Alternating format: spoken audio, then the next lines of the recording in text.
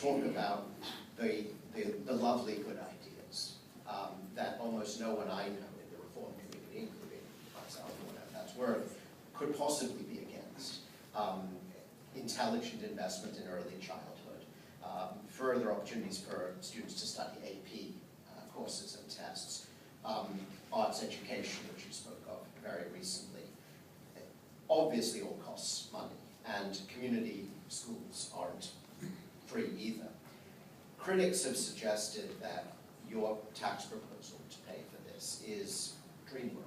It simply isn't going to happen, can't happen politically. Could someone explain all that? Well, I think the onus is on you to suggest how this could be realistic. What is the political world you see where taxes are going to be raised to pay for this? Well, Doctor, now you're on my playing field. I think what we're talking about here, first, this would be a tax on those who make $500,000 or more. Again, it is modest. The tax rate of the city of New York will go from 3.9% to 4.3% for that income bracket. That is 0.1% less than the level it was early in the Bloomberg administration at the proposal of one Michael Bloomberg.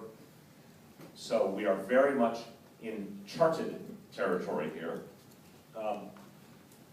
Taxes that have been appropriate and successful are those that are delineated for very specific purposes. Mine is for two purposes only: full day, guaranteed pre-K, and after school just for the middle school level, because that's where we thought it could have the biggest effect, and that's what we thought we could afford. It's for 5 years. When I announced it last October at the Association for Better New York, I said it will have to then be, the resources will have to be found by other savings in government. The political question is simple. If we're saying to the people of this city, we need these resources so people can have, so the city can have better education for its children, but for those families affected, so we can fundamentally improve their situation, I think you'll have a very, very strong constituency there that believes this is the right thing to do. On the question of whether those making $500,000 or more can help us a little more, for example, a family that makes $1 million would pay $2,000 more a year. I think there'll be a broad consensus that that is fair, it is not punitive, it's a fair request.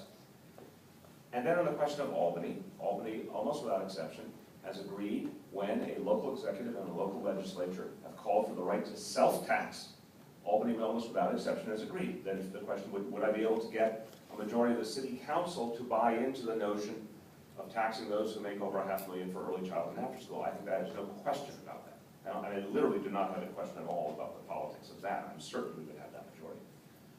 I think in terms of implementation, there are capital dollar dynamics that are absolutely correct.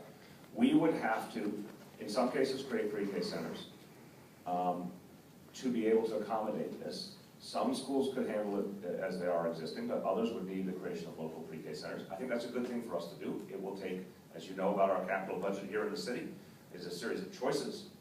I'm someone who said openly I would put more focus on education within capital dollars. Guess what? Something else would not happen as a result. But I would argue that getting education right has such ramifications for the future of the city that that is the right investment to make.